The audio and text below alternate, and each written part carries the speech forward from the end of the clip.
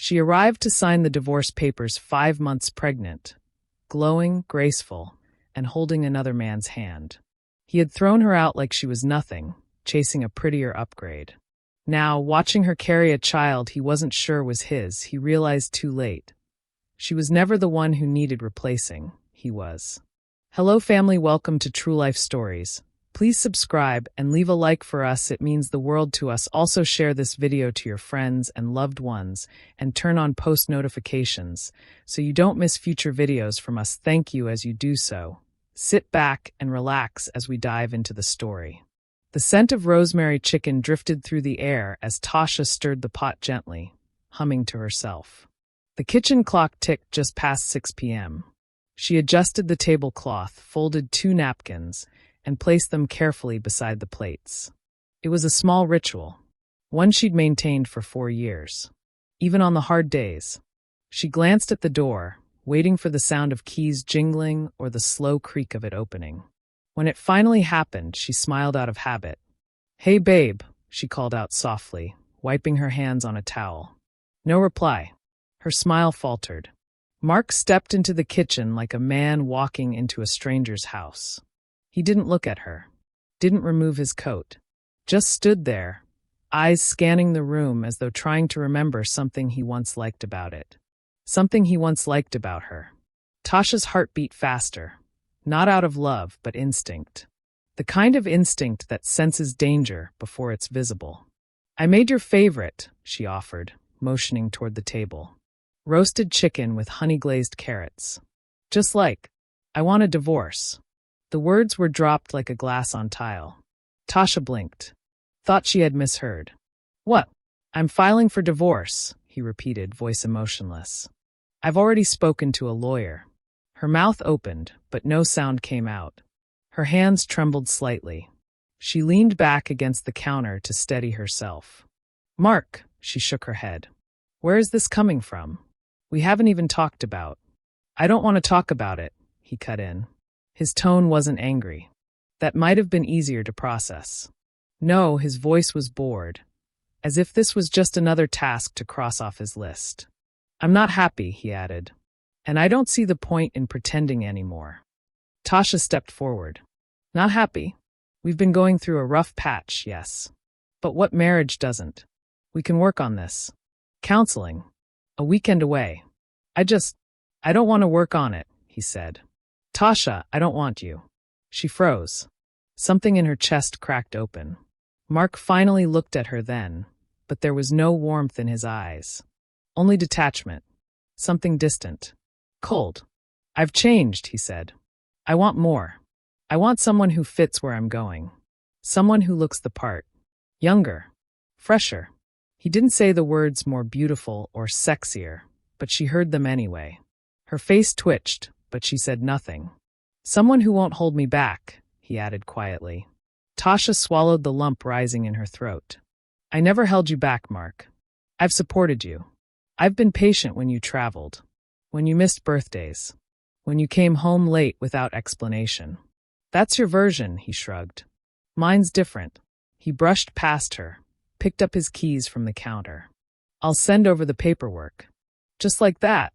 He stopped at the doorway. "I've already started seeing someone else. I didn't think I needed to hide it." The silence between them was suffocating. When he finally left, the front door closed with a soft click that sounded like finality. Tasha stood alone in the kitchen, the smell of dinner now nauseating. Her legs gave way and she sank to the floor, fingers clutched around her stomach as though trying to hold herself together.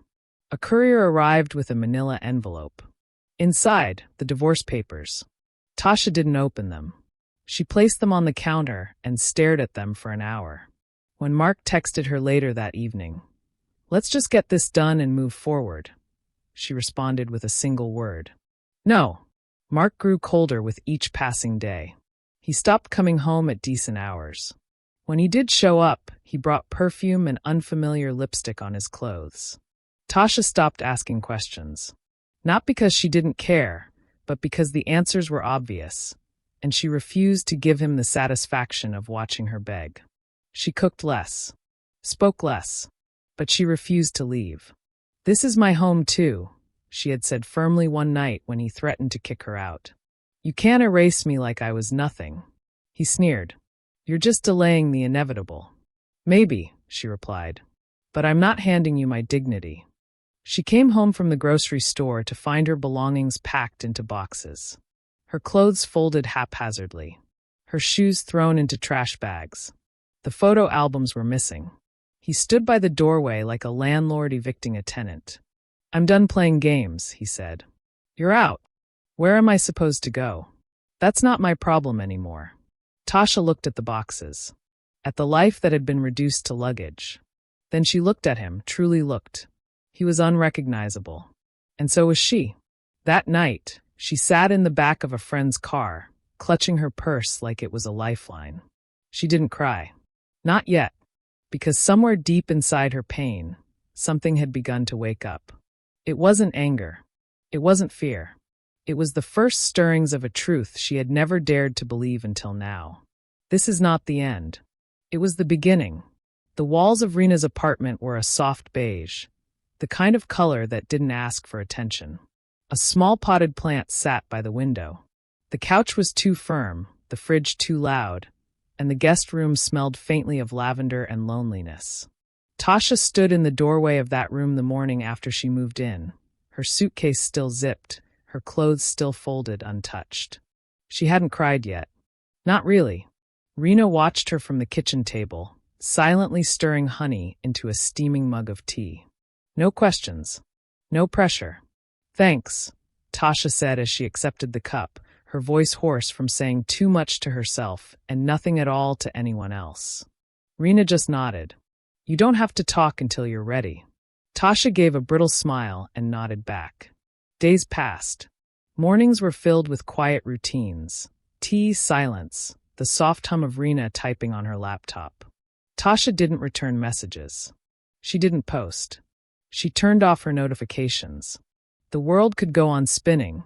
She didn't care to keep up with it anymore. She slept in long bursts, waking up not knowing what day it was. Sometimes, she'd sit by the window and stare at the street below, watching strangers with grocery bags, strollers, conversations. They all looked like they had somewhere to be. She didn't. Her body moved, but her heart was still parked in the driveway of the home she'd been kicked out of. She kept wondering, was I really that easy to throw away? She still loved him. And that was the part that made her feel like she was losing her mind. She'd lie in bed at night and remember how Mark used to kiss her forehead before work. The time he stayed up with her when her mother was in the hospital. The way he used to hold her when she cried after a bad day. How could that man become the one who looked her in the eye and said, "I don't want you anymore"? She cried for the first time 2 weeks in. Ugly, raw sobs that came in waves, tearing through her like a storm she'd been holding back. Rena held her, no words, just steady arms and soft shushing sounds, like a mother calming a child after a nightmare. Tasha didn't stop crying until her body gave out from exhaustion. It was a Tuesday when the shift began. She opened her laptop for the first time in weeks. No email. No Facebook. Just a blank Google document. She typed one word. "Why?" Then she stared at it. And typed more. She poured everything she couldn't say aloud into that document. Questions, rage, grief, the ache in her chest, the betrayal. It wasn't for Mark. It wasn't for anyone. It was just for her. That was the first thing she reclaimed, her voice. Tasha began taking walks in the park. At first, short ones. Just to feel the air again. She started eating better. Not because she wanted to look good for anyone, but because her body deserved care. She found a therapy group for recently divorced women online. Some stories were worse than hers. Some were eerily similar. They laughed. They cried. They cussed out their exes together on Zoom like a ritual. Bit by bit, her sense of worth returned. One morning, she walked past an art supply store and paused at the display window. Inside were sketchbooks, pastels, paints, blank canvases begging for a second chance. She walked in, bought a few brushes and a pack of watercolors. That night, she painted for the first time in years, slow, uncertain strokes. The colors were muddy, abstract. But it felt like breathing again. 2 months into her stay, She ran into Daniel at a cafe. She almost didn't recognize him. He looked older, a bit taller, still had that quiet charm. They had known each other in college. He had once confessed he had a crush on her, but she was dating Mark then. "I heard about the divorce," he said carefully, stirring his coffee. "Sorry." Tasha shrugged, smiling faintly. "It's not contagious. You don't have to whisper it." He laughed, genuine, not pitying. She liked that. They talked for hours. About work, life, old professors they used to hate. He didn't ask invasive questions. He didn't probe. He just listened, nodded, added something thoughtful now and then. It was the most seen she had felt in months. Weeks passed. They kept running into each other. Then it wasn't coincidence anymore. He started showing up with coffee when he knew she'd be at the park. They sat on benches and watched dogs chase squirrels. They didn't touch. They didn't flirt. They just connected. Until one night after a long walk, he leaned in, not to kiss her, but to say, "You're allowed to be loved better than you were." She didn't say anything back. But when she got home, she cried again, this time not from grief, but relief. When her period was late, she didn't panic. She didn't assume. She waited. Then came the nausea, the fatigue, the second missed cycle. She took the test in silence. Rena was at work. The apartment was still. 2 pink lines. Tasha sat on the bathroom floor, her hand trembling, the test stick pressed against her knee. Her first thought wasn't fear. It was peace. This baby is not the end of anything. It's the beginning of everything. When she told Daniel, he didn't move right away. He just looked at her, his eyes soft. "Are you okay?" he asked. She nodded slowly. "I think I am." Then he said the one thing she never expected to hear again. "I'm not going anywhere. You don't have to do this alone." She broke down, not because she doubted him, but because, for the first time in a long time, someone was choosing to stay. Tasha stood in front of the mirror that night, hand resting over her stomach. For the first time since the day Mark said, "I want a divorce," she whispered something to her reflection. "You're going to be just fine." And for the first time, she believed it. The elevator dinged softly as it arrived on the 14th floor of the law office. Tasha exhaled slowly, smoothing the front of her blouse. It was fitted crisp, the soft ivory fabric hugging her 5-month pregnant belly like a quiet declaration. "I survived you. I healed from you. I am no longer yours." Daniel stood beside her, hands in his pockets, calm and grounded as always. He didn't touch her. He didn't hover. He simply stood close enough to remind her that she wasn't walking into this room alone. "You ready?" he asked gently. Tasha nodded once. "More than I've ever been." They walked down a quiet hallway toward a frosted glass door etched with the name Langston and Burke, Family Law. As they stepped inside, the receptionist glanced up, expression unreadable. No welcome. No sympathy. Just professionalism. "Conference room 2. They're already waiting." The door creaked as she pushed it open. Mark was sitting at the far end of the long mahogany table. Dark gray suit. Gold watch. Clean shave. He looked sharp, like a man playing the role of someone who had control. When he saw her, his face changed. For a second, he said nothing. His eyes dropped to her belly, then bounced back up to her face, and then to Daniel. He blinked. Confusion. Jealousy. All of it flickered across his face like headlights in a storm. "Tasha," he said finally, his voice lower than usual. "Mark," she replied, calm and poised. Daniel gave a simple nod, and they took their seats across from him. No one said anything for a moment. The room was thick with all the words they'd never spoken in the months since he'd thrown her out. Then the lawyer entered, a brisk woman with thin-framed glasses and a stack of papers. She slid the divorce documents across the table, flipping to the last page. "Sign where indicated. You can take your time reviewing again if needed," she said professionally. Mark didn't look at the papers. He was still staring at Tasha. "You're pregnant." She glanced at him. "Yes." He opened his mouth again, but the words stumbled. Is it mine?"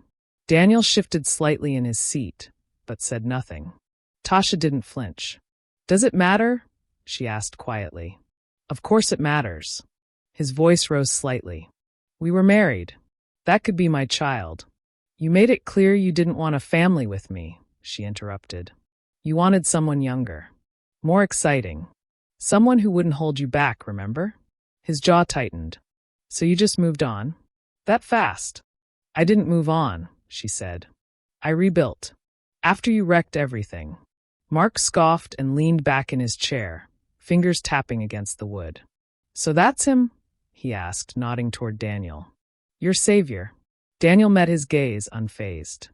No, Tasha said before Daniel could answer. He's the man who stayed when you didn't. The silence that followed was thick and heavy. The lawyer cleared her throat gently. Shall we proceed? Tasha picked up the pen. As she scanned the final page of the divorce papers, 1,000 memories tried to rise. The wedding day, the apartment they first rented together, the late nights watching bad movies, the way he used to brush her hair back from her face. But she didn't let the memories control her this time. She signed with steady hands. Mark watched her like a man who didn't believe what he was seeing. His turn. He picked up the pen slowly, hesitated, and for the first time since that day in the kitchen, he looked vulnerable. Tasha, are you really done with me? She looked at him long and hard. Then she said, gently but firmly, you were done with me the moment you chose someone else. I'm just giving you what you wanted.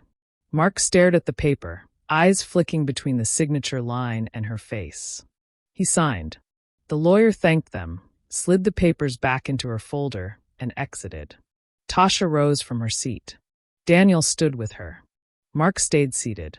As they walked out, he followed, his voice softer now. Wait, Tasha. Just wait a minute. She paused outside the door in the hallway. What? Can we talk? Just you and me. Why? I don't know. I didn't expect to see you like this. She gave a half smile. Like what? Pregnant? Glowing? At peace? I didn't think you could move on that fast. Her smile faded. I didn't move on fast, Mark. I just didn't wait around for someone who made it clear he didn't want me. Mark looked at Daniel again, then back to her. And you really think he'll stick around? Even with the baby? Daniel stepped forward then, slow and calm. I'm not here to take your place, Mark. I'm here because she deserves better than what you gave her. And so does that child. Mark's face twisted into something bitter. But there was nothing more to say. Tasha took Daniel's hand, not for show, but because she wanted to. And they walked out. Inside Daniel's car, Tasha sat quietly for a moment, staring out at the city skyline. Daniel glanced over. You okay? She nodded slowly. Yeah, actually, I am. He reached across the console and gently rested his hand over hers. Tasha exhaled. The divorce was final. But her story? It was just beginning. 3 weeks later, Mark sat alone in his apartment, scrolling through his phone in the dark. The glow from the screen lit his face, his thumb hovering over Tasha's name in his recent call log. No answer. Again. He locked the phone, tossed it onto the couch, and leaned back with a sigh. The apartment was modern, sleek, minimalist, just the way he had once imagined success should look. But it was cold, sterile, lifeless. He had pictured himself here with someone younger, someone exciting, someone who made him feel powerful again. But now the laughter was gone. So was the comfort, the softness. So was Tasha. Her Instagram page was private now. He created a burner account just to check on her. It didn't take much effort. Mutual friends. A tagged post here and there. A photo of her at an art studio, sleeves rolled up, cheeks flushed from painting. She was smiling. Her belly was fuller. She looked radiant. In one post, she was sitting in a park, sketchbook in hand, Daniel sitting beside her. His arm rested casually on the back of the bench. They weren't even touching. But Mark hated it. It was the ease that enraged him. She was supposed to be broken.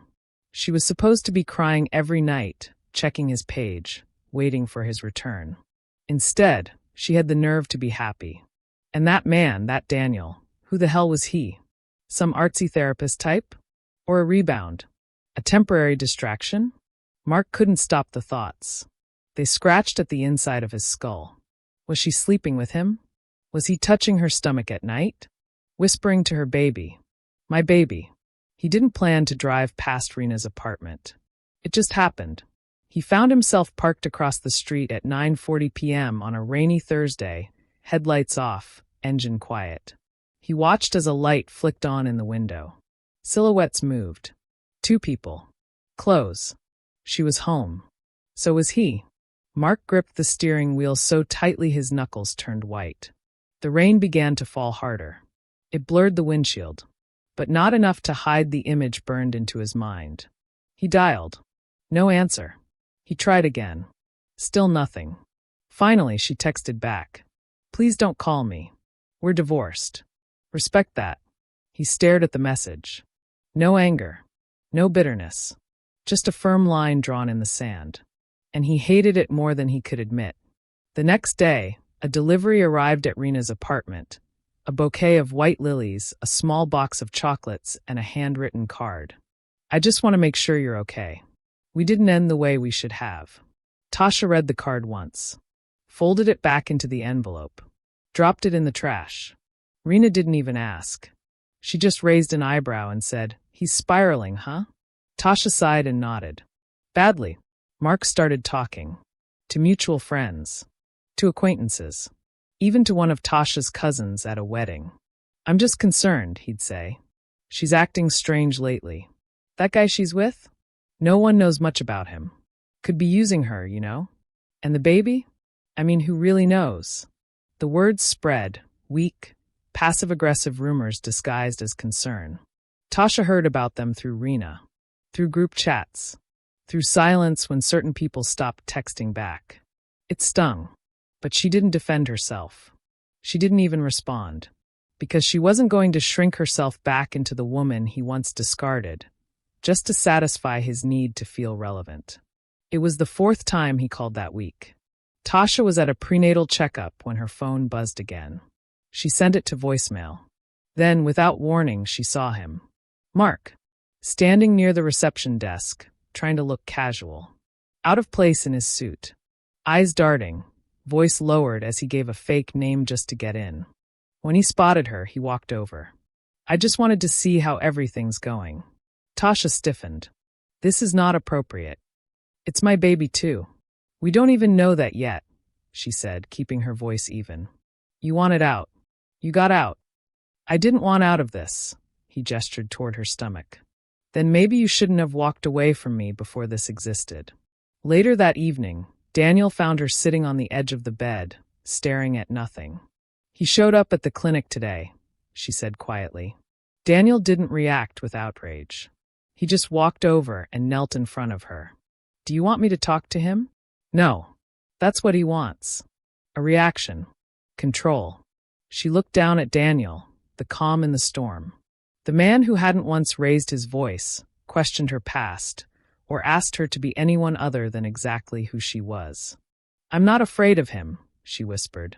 Daniel rested his head against her stomach. "Then neither is she," he said softly, speaking of their baby. Mark couldn't stop thinking about her. Even after all this. Even after pushing her away. Even after signing the papers. It didn't make sense. Why couldn't he let go? He stared at the ceiling every night and heard her laugh. He saw her in his dreams, holding their child, his child, and smiling at another man. He wasn't angry because she moved on. He was angry because she did it without needing his permission. He lay awake, whispering to himself in the dark. She was mine. But deep down, for the first time, he feared the truth. She never would be again. The envelope sat on the edge of the kitchen counter like a loaded weapon. White sealed, unassuming, yet filled with something capable of blowing open the already fragile boundaries between Tasha and Mark. Tasha stared at it for a long time before picking it up. She didn't need it. She already knew. But Mark had insisted. Pushed. Demanded. "I have a right to know," he had said. And fine, he did. So she took the test. And now here it was. The truth. In black and white. The clinic was quiet that morning. Tasha sat on the exam table, one hand resting on her belly as the nurse explained the procedure. It wasn't invasive, but it felt intrusive in a different way, emotionally. Daniel sat in the corner of the room, silent, respectful, his hand occasionally brushing hers. He hadn't needed to say anything. His presence was enough. Mark arrived 10 minutes late, wearing sunglasses and a leather jacket, as if trying to disguise himself from the truth. Or maybe from the guilt. He didn't say hello, just nodded stiffly. When the nurse asked if everyone was comfortable proceeding, only Tasha nodded. The test took less than 5 minutes. Silence filled the room when it was done. Mark stood, grabbed his phone off the counter, and mumbled, "Let me know." He didn't wait for a reply. He walked out. Tasha didn't look at him. Daniel did. She sat at the table in Rena's apartment, the envelope unopened, a cold cup of tea by her elbow. Daniel came in quietly, paused when he saw her holding it. "You don't have to open that now." Tasha shook her head. "I want to." She slid her finger beneath the seal, slow and deliberate. Paper whispered as she unfolded the letter. She read it once, then again, and again. Mark is the biological father, the letter stated plainly. No emotion, no commentary, just facts. Tasha sighed. She wasn't surprised. But somehow it still felt like something closing, a door that had been creaking open for too long. Daniel crossed the room, stood behind her, and gently placed his hands on her shoulders. "How do you feel?" he asked. Like a chapter just ended. Mark's phone rang once before he picked up. "Well," he said, barely a hello. Tasha paused. "It's yours." Silence on the other end. Then a breath. "Okay," he said, like someone just now realizing they had been holding their breath for 5 months. "That's it?" she asked. "What do you want me to say?" Tasha's voice didn't shake. "Nothing. I just thought maybe you'd feel something." "Of course I feel something," Mark snapped. "I have a child coming into the world. And you're raising her with someone else." There it was. The jealousy. The entitlement. The obsession posing as concern. "You gave up the right to we when you threw me out," she said. "That doesn't mean I don't want to be involved." "Involved how?" Her tone hardened. "You want to show up now, after months of silence, of stalking, of whispering rumors to people who barely know me anymore?" Mark's voice dropped. "I made a mistake." "No, Mark. You made a choice." Repeatedly. He said nothing. "You can be a father to this child," she continued. "But you don't get to be in my life again. You don't get to pretend the baby brings us back together." "Tasha." "No. You wanted freedom. Now live in it." She ended the call. Mark stood in his apartment, phone still in hand, the line dead. His chest was tight. He'd fantasized about this moment for weeks. Finding out the baby was his. Reclaiming a piece of Tasha. Stepping back into her life as though the past could be rewritten. But she wasn't welcoming him back. She was handing him the truth and closing the door. He poured a glass of whiskey he didn't want, turned the TV on to a channel he didn't care about, and sat on the couch like a man surrounded by ruins. "It's mine," he whispered. "My daughter." But even that didn't feel like victory. Because the child was coming into a world that no longer included him. At least, not in the way he had imagined. That night, Daniel didn't speak much. He brought Tasha her favorite dinner. Put on some soft music. Cleaned the dishes afterward without being asked. He never once said, "I told you so." He didn't ask if she was okay. He already knew.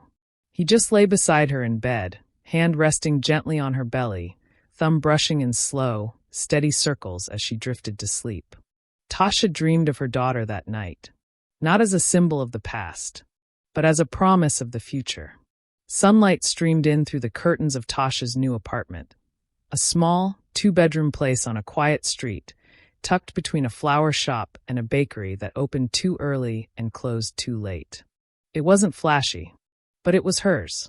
She stood barefoot in the kitchen, cradling a steaming mug of peppermint tea, one hand resting against her round belly as soft jazz floated from the speaker in the corner. The baby kicked once, gently. "Morning, little one," she whispered, smiling. Daniel emerged from the hallway, still damp from the shower, a dish towel draped over his shoulder. He leaned in and kissed her cheek. Not like a man trying to impress her, but like someone who had already chosen her, and would keep choosing her every day. "You slept okay?" "Better than usual," she said. "I only got up to pee 4 times instead of 6. He chuckled, then rubbed her back with practiced ease. Progress. It wasn't dramatic. It wasn't the kind of love that burned too hot, too fast. It was quiet, intentional, safe. Daniel didn't fill the space Mark left behind. He created a new space entirely. One where Tasha didn't have to prove herself. Where she didn't have to compete. Where her softness wasn't seen as weakness, and her boundaries weren't seen as threats. She still had moments when doubt tried to crawl back in. Moments when she flinched from kindness or hesitated before asking for help. But Daniel never made her feel like she owed him anything for his patience. And that, more than anything, taught her how to trust again. One night, after a long day of baby-proofing the apartment, they lay in bed together, the room lit only by a small lamp and the glow of the streetlight outside. "Do you ever wonder what it would have been like if we'd ended up together back then?" Tasha asked. Daniel turned his head slowly to look at her. "All the time. Do you resent how long it took?" He smiled softly. "No. I think we were supposed to meet again when we both knew who we were. When you were done shrinking yourself, and I was done pretending to be the nice guy waiting in the wings." Tasha swallowed the lump in her throat. "You really love me, don't you?" He didn't say yes. He leaned in and kissed her stomach, then kissed her lips, slow and sure. That was answer enough. It was raining the night her water broke. There was no movie scene panic. No rushing around or shouting. Daniel calmly grabbed the hospital bag. Tasha clutched his hand through every contraction, her face contorted in pain, in focus, in a kind of strength that had nothing to do with anyone but herself. She screamed, cried, laughed between contractions. And after hours of labor, Amara Grace entered the world. 7 pounds 4 ounces. Wide eyes. Tiny fists. A soft cry that filled the room like music. Daniel cut the cord, his hands shaking. Tasha held her daughter to her chest, tears running down her cheeks as she whispered, "You're safe. You're so loved. I promise." Mark was allowed to visit 2 days later, after the discharge. He arrived with flowers and a gift bag of baby clothes that still had the tags on. Tasha let him in. She held Amara protectively, her body stiff. Daniel stood at the back of the room, arms crossed, quiet, alert. Mark walked slowly toward his daughter, unsure or awkward. He looked down at her and smiled, or tried to. "She has my eyes," he said. Tasha didn't respond. He glanced around the nursery. The rocking chair. The framed ultrasound pictures. A painting Daniel had done, hanging above the crib, a soft watercolor of a sunrise. Everything was calm. Warm. Mark looked out of place. He rocked Amara once, then handed her back. "You're doing okay," he said, almost in disbelief. Tasha held her daughter to her chest. "I'm doing better than okay." Mark nodded, but his eyes lingered on Daniel. Then on her. Then on everything he once had, and gave away. Amara was 3 months old when Daniel proposed. Not at a fancy restaurant. Not with a photographer hiding in the bushes. They were on the floor of the living room, folding laundry. Amara lay on a blanket between them, babbling and grabbing at her feet. Daniel reached over, pulled a small ring box from his hoodie pocket, and opened it. "I don't have a speech," he said. "Just a life I want to build with you." Tasha looked at him, then down at her daughter, then back at the man who had stood by her through everything. "Yes," she whispered. "God, yes." They married in a garden on a Sunday afternoon. Just a few friends. Rena, Tasha's aunt. A handful of people who had stayed through the storm. Tasha wore a simple dress. Daniel wore navy blue. Amara toddled down the aisle in a white flower crown, laughing as she clutched her parents' fingers. They didn't exchange grand vows. No dramatic speeches. Just soft words spoken from the heart. "Thank you for loving all of me," Tasha said. "Thank you for letting me," Daniel replied. They kissed. The guests clapped. Mark wasn't there. He didn't need to be. That night, as the house grew quiet, Tasha stood at the window, holding Amara against her shoulder. Daniel sat behind her, sketching something in his notebook. The city lights twinkled. The past no longer weighed her down. And in the silence, she whispered, I didn't just survive him. I found myself after him. And that was the most powerful kind of love story, the one she wrote with her own hands. 2 years later, the walls of Mark's apartment were the same dull gray they'd been since the day he moved in. He hadn't changed the curtains. He hadn't touched the guest room. The closet still had the winter scarf Tasha left behind, the one she used to wear on cold mornings, hair pulled into a messy bun, coffee in hand. He had meant to throw it out.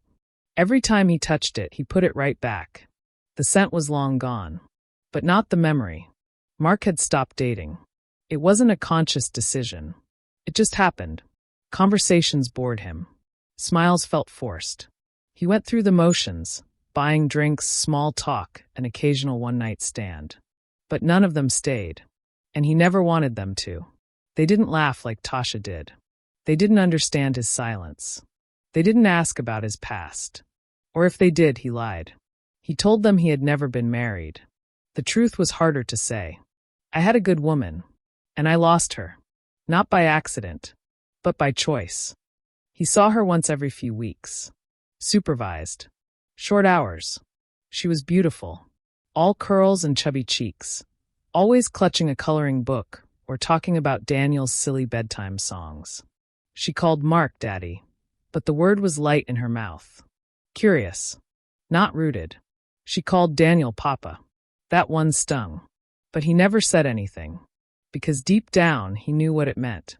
He was her biological father. But Daniel was the one showing her what love looked like.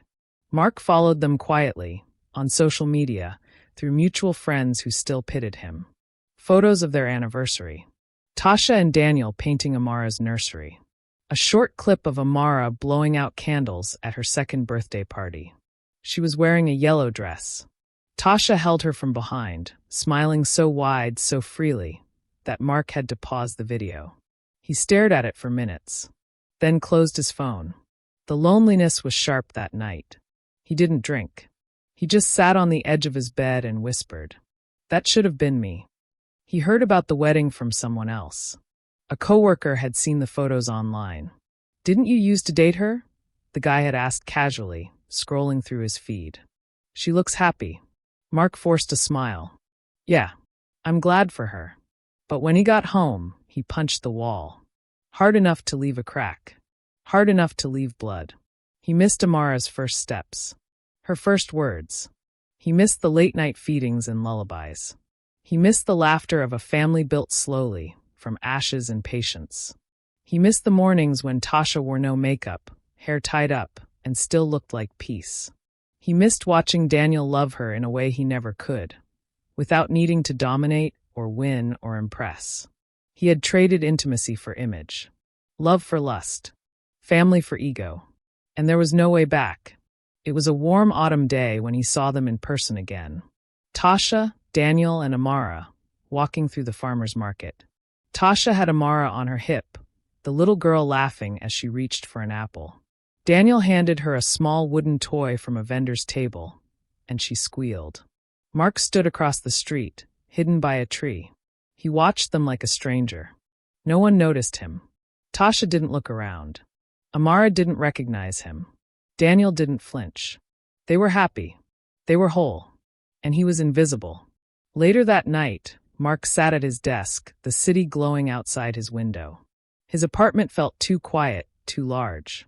He opened an old photo album on his laptop. Their honeymoon. The birthday she surprised him with tickets to that jazz concert. The selfie on their couch when the power went out and they lit candles. He hovered over the delete button, then closed the album instead. He couldn't let go, because the truth was brutal. She moved on. He never did. Some people lose love and rebuild. Others lose love and never stop standing in its ruins, waiting for a door that's already been locked. Mark wasn't the villain in the story. He was just a man who thought he'd have time. And when he finally realized what he lost, time had already moved on without him. We have come to the end of the story. I hope you enjoyed it. Leave a like and subscribe to my YouTube channel for more interesting stories.